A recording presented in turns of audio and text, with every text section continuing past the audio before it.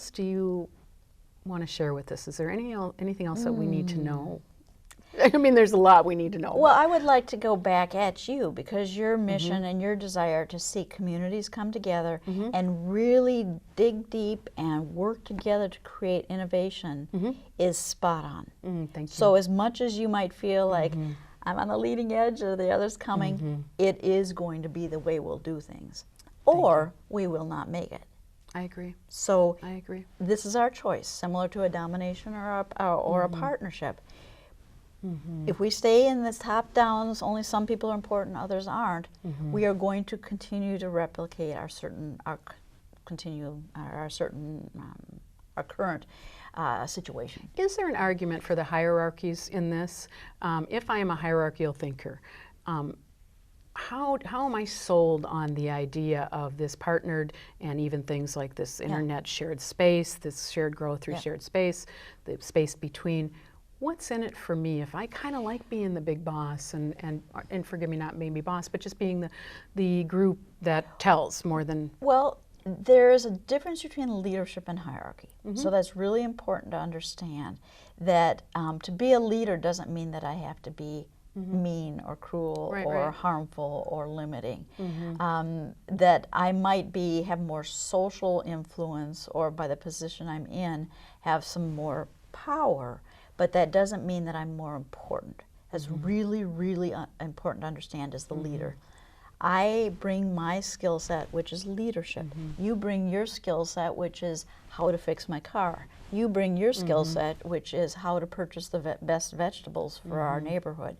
None of those are more important, but I might be leading us to, will you fix the truck for the people who are growing the vegetables so we can all get what we need? I will lead I'm that. seeing more of the I'm seeing more of the puzzle in whole, I think is what you're saying as a leader. I'm understanding more of the nuances that can improve our outcomes, and that's good for me as a leader. Well, and it's always making those decisions. The leader is seeing the whole. That's the role of the leader.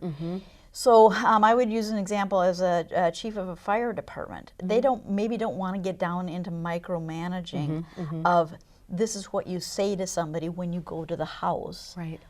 You know, why do that? Why? But certainly I want somebody in a 5-alarm fire to be saying, you go here and you do that. Right. And if it's not happening, I want to be able to address it somehow. And so if you've been in partnership with your employees and you work together, even in a crisis when you are calling the shots, they won't go, well, who's that person to tell me what to do? They'll say, oh yeah, I trust them. Yes. This person doesn't ask me to do things that they're not willing to pitch in and work with.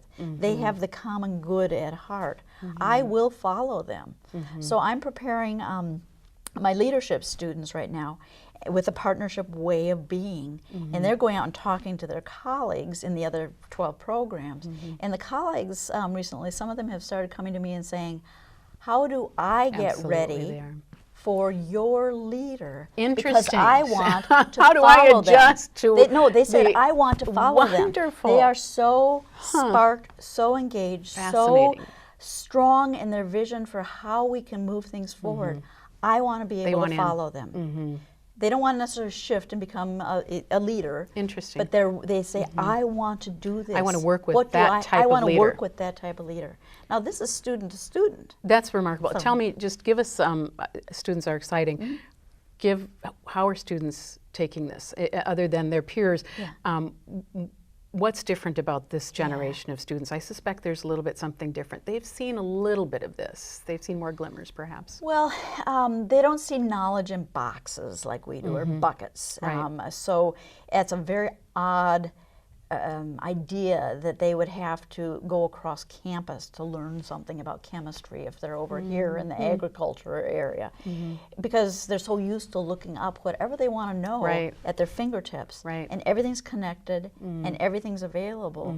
So that way of bucket prioritizing is foreign. Also, the hierarchy thinking is not as strong in them. So they're, when they encounter a domination system, they're like, I don't want to work here. And they don't.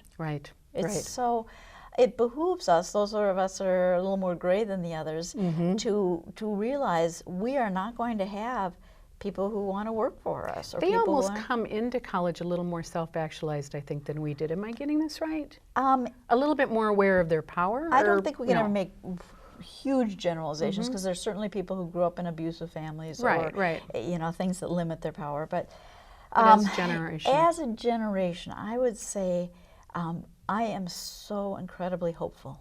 I watch them, I listen to them, and I think you are decades ahead of where I was in your understanding of how we are one system. You are hopeful. This is so exhilarating to listen to you. I really appreciate everything you've shared, and we definitely want to hear more, and we want to partner more so we can learn how you do it and apply those methods in our work, so we're all connecting those spaces in between much better. Thank you very much. You're so welcome. Dr. Teddie Potter.